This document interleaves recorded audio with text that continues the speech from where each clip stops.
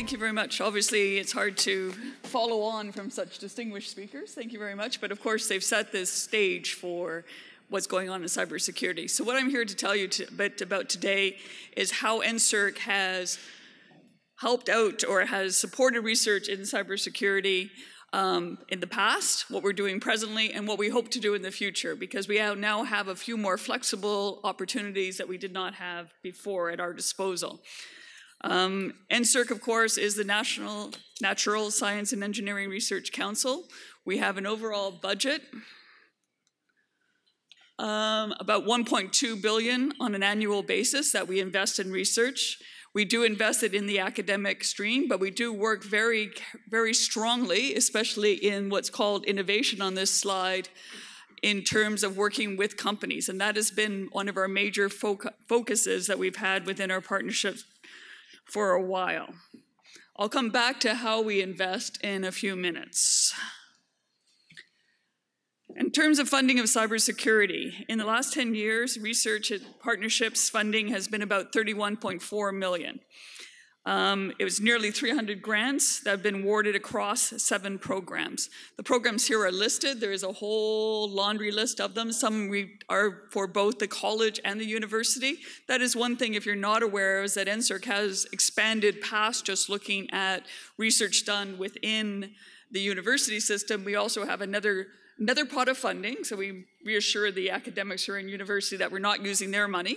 We got additional money from the government to actually support research and training within the college system. So we now support an academic system that's much larger than it was before. We have about 65 universities, but we have hundreds of colleges and polytechnics across the country. So we're trying to use a wider gain in terms of our academic important.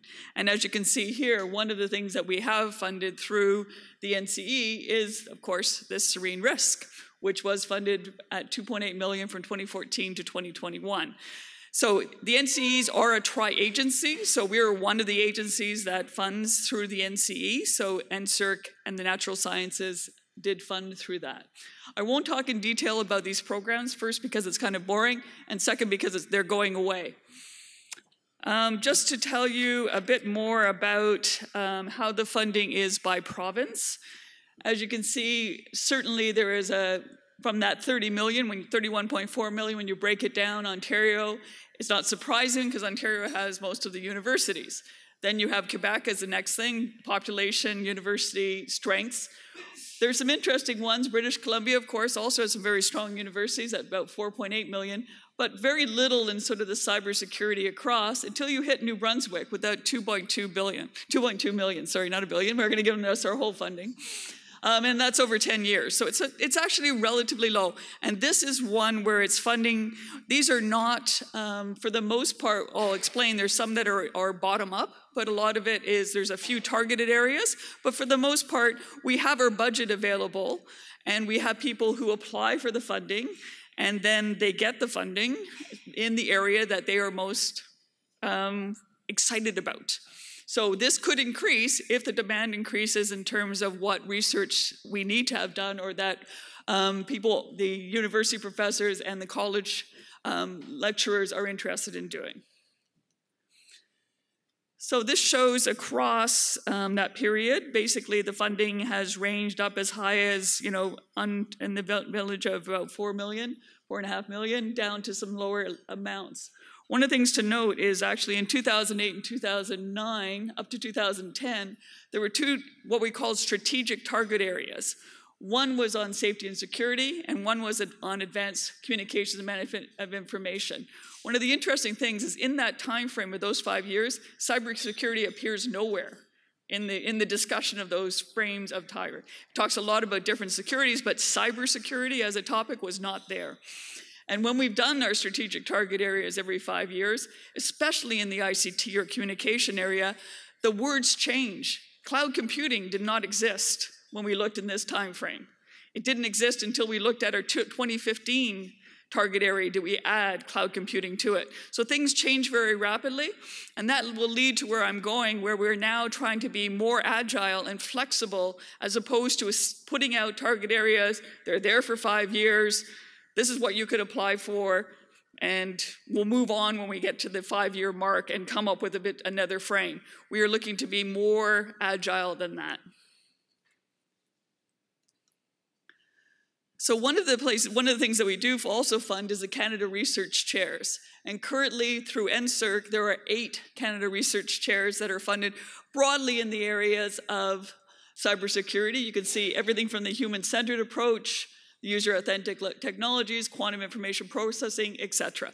So these are ones, the Canada Research Chairs, of course, are allocated to universities, and the universities determine what areas they want to support.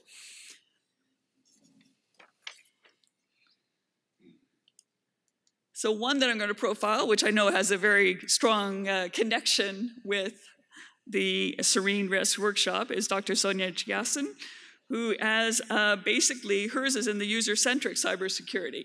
And this is an NSERC chair, but it shows that the questions that she's talking about are not just related to computer science, but also have a social aspect. And I think that's one of the things that we're starting to really see with this, and I think that's certainly been at the basis of SERENE-RISC and everything that it's put forward, is that this is not a question that just lies on the computer science side of it. You need computer science, you'll fix it with technology. Even the interesting one we had, the talk this morning we had about the pen testing, is that what it's called? Yes, sorry, I hadn't heard that term before today, so there we go. Is that there is very much a social aspect as well as a technical aspect. And if you don't have them working together or no understanding that it's both a technical and a social aspect, we're going to be in trouble because we're looking at it too much with blinders on. So we need to have a wider view for it. This is another Canada Research Chair, and in this one, we have Dr. Gilles Brassard. Of course, I don't have to introduce him to many of you. He is top in the idea of quantum information processing. This is one area that Canada has shown to have strengths, and we have strengths. One of the things we are talking right now, and I'll be going to a conference in a couple of weeks, discussing with the UK about us having collaborations at a country-to-country level in research in the area of quantum computing. Widely, of course, cryptography and quantum cryptography, which is, of course, a field that Dr. Brassard has really had a leadership role in. NSERC has been supporting this researcher and many researchers for more than 40 years. So we have been always supporting where the researchers have wanted to go. We provided the funding for them to follow those tasks. And what's really interesting now is those investments that we have made Canada a player on the stage where other countries want to work with us. They see that we have knowledge that they don't have, and they want to work with us on an equal basis. That's a great place to be. Because as you mentioned, we do definitely have to work on a much more global aspect of this, working with our friends and partners and with the Western world to ensure that we have a really good approach to how we plan out our things for this. Before I leave the Canada Research Chairs, of course, Dr. Dupont also has a Canada Research Chair, but it's actually supported by the sister council, the Social Sciences and Humanities Research Council. So we are separated in different councils, but that's another thing that's happening more and more, is that we're seeing that there is so much more research that's transdisciplinary, multidisciplinary. There's a million terms for it.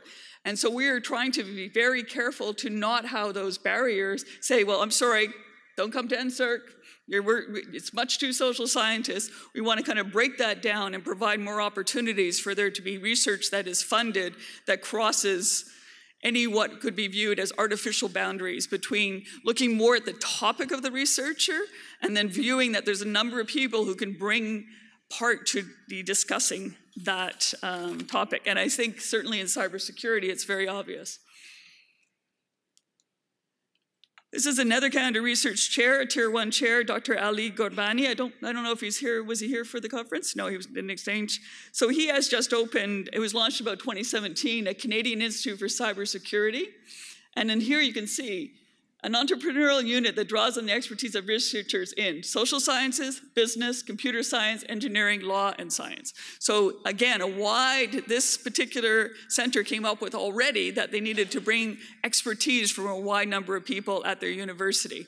They would have, each of the individual researchers may be supported by different grants from different agencies, but it shows that there is an opportunity to bring people together.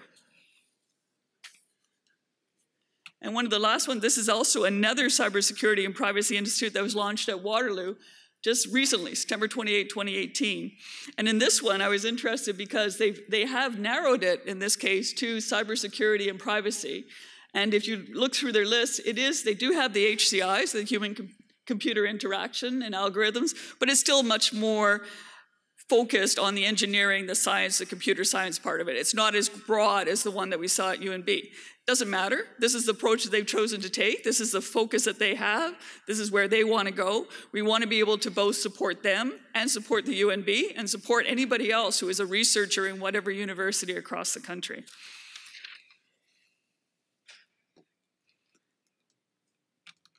So one of the things that happened in Budget 2018, when I say Budget 2018, it's the one that we care about, which is the federal budget, the one that actually provides us our money through the Treasury Board. So they have made significant investment in knowledge discovery. So knowledge discovery, if you saw the graph at the beginning, that's about 70% of the funding that we give out is under the Discovery Grant, where the professors will put in to have support for the researcher for a period of approximately 5 years, to be able to make sure that they can make their decisions of what they do, who they fund, what topics they cover. So what there was on October 9th was this $558 million research investment was announced by the Minister of Science, including $70 million in new funding from the budget 2018. So they increased the budgets of all the granting councils to allow us to do more at the fundamental level. But the federal government also committed to simplifying the landscape of federal grants that were in support of research and innovation to further accelerate the application of knowledge. What that meant for NSERC is in the budget, so in a very serious document that is there, it is obviously available, they have told us to take all of these implements that we used before, programs that we have been, some of them have been around, industrial research chairs have been there since NSERC was started in 1978, so for 40 years. The CRD program has been around for approximately 35 years, et cetera, et cetera. So most of these partnership programs have been around for a long time. And believe me, researchers don't like change very much. They really like to be, I know what I'm applying for, I can write my grant practically in the dark, I'm good, I want to be able to follow these. But in the idea of change is the also great opportunity. So we're viewing it at NSERC as a great opportunity to produce a new program, which will build on the strength of what we've learned about partnerships for this long. For example, we have focused very strongly on partnerships with industry, which we will continue to do. We have a whole variety of opportunities for industries to work with professors. That we will continue to support. However, we also had the strategic grants and networks tended to be ones that were based on government priorities. So we had basically this idea of government also working with us, but it was very narrow and defined, et cetera. We want to be a little bit more open and flexible to the type of partnerships that the researchers would like to undertake. So we are becoming a bit less restrictive. And of course, when you had these different programs, we had defined budgets for each program. There's this many million that's available for this year in this program, so much in that program. And so it was all divided up and you had to apply to these different places. Now you can put together a partnership grant that you want that can have a lot of the elements of these, but could be through one application. So here are some of the features that this new program will have. A scalable program that supports the evolution of partnerships. So that was one of the things also, is every time you came to NSERC, we said, oh, who are you? Can I see your CV again? I'm not sure if you know, let me look at it, let me do some peer review and I'll get back to you as well, I'll give you some money. Now we're saying, well, wait a second, you've been here before and you're working in a great thing, and we should look at that, what the value you brought and that proposition, and be able to continue the funding to allow you to not lose it or not be stuck on okay, we're only funding a project for 3 years and then that's it. And now you better come with a whole new project. We may look at whether there's projects that can evolve. So that's one aspect of it. A broader range of outputs. Again, as I said, we successfully focus very much on increasing the number of industry partners that would work with academic research. We now have over 4,000 across Canada on an annual basis who work with researchers. And we have everything from small companies, what I call almost micro companies of only a couple of people who are getting started but are growing and need the research connections to grow, up to the largest companies, IBM, any of the big companies are also working with academic research. We tried to make sure that we spent about a 10-year strategy was just working on for the companies to understand that there was value in working with universities, that this is some of the way that they could get their research done. It also allowed for, obviously, universities to gain some savvy or some knowledge of how to take research results that have been produced in a lab and take them out. So there have been a lot of spin-out companies also that have arrived by forming these partnerships. And one of the last things we also say, of course, is supporting this idea of interdisciplinary. I just mentioned within the cybersecurity, needing those social aspects. National, have ones that extend beyond just one university, but connect universities. And then international. We've just completed a call that was in the Industrial Revolution, the idea of Industry 4.0, and it was done with Germany.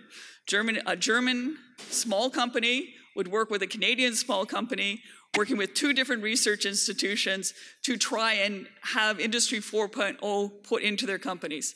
It's a way for the companies to grow and to move forward in the future. So we got really good uptake on that and are funding some very interesting projects for a period of a number of years to see how they work. But that's not the only one that we're going forward. We're continuing to work to develop what kind of national connections we'd like to make. And in terms of the last one, about a broader set of partner organizations. As I said, we focus more on what was the value of the universities working with industry and or the colleges working with industry, but now we're saying maybe we need to be a little bit wider in our thought of who they bring to the table to make sure that the actual results that come out can be exploited, can get into the hands of people who need them, can benefit Canadians in a strong way. So the transition from current programs to the new program. In the interim, just for the academics in the room, the other ones probably don't care about this, but I just wanted to put this there, is NSERC will continue to administer and fulfill the current awards. So we do have a $240 million budget that covers off those programs that I said would be combined. But don't get too excited, the $240 million will not be available in the next year because we have commitments. When we funded a project for 5 years, we continue to make our commitments and fund that project till the end, as long as it continues to meet the terms and conditions, etc. I just put that in for bureaucracy points, but basically the idea is we do have that commitment. So our budget will become available as the other programs recede. So as someone who has gotten a grant from one of the programs that is disappearing, we'll be able to see that out and then switch to the new program.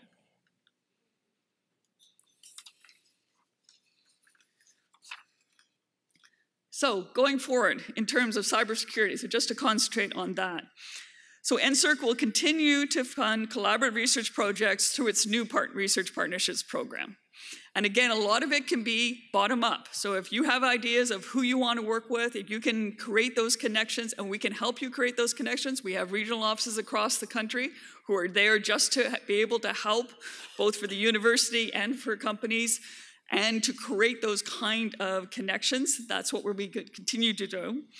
In addition, and I'll let Renaud give the rest of the information about the Canadian Centre for Cybersecurity, but I just added this here. As you see, very, very recent, only October 1st, 2018. So we are exploring the possibility of partnering with this new Canadian Centre of Cybersecurity through perhaps a call. Very early days, we only just met each other like a week ago, so give us a bit of time to get us sorted out the details, but soon, and that would be putting funding available on the table to work on a variety of cybersecurity issues. So we're hoping that that would be something that would be launched as early as next year. So as far as contact information, if you want to know anything more about it, as I say, my name is Pamela Moss and I'm a director. I also have Roger Delille with me today. Roger, can you give a wave? He's actually been the spy that's, the NSERC spy that's been sitting in among you, so I get really worried now. No, NSERC, Roger is here to be able to inform himself about cybersecurity and topics, etc., and to get to know the community. Because if we do a call, he'll be one of the managers who I have asked to participate within it. So that's why he's here, is to be able to get to know you and also get to know the area of cybersecurity. But you can reach him also. We give his email address also there. And I just put up this slide because I really like it. So if there are any questions, I'll do them at the end of the problem.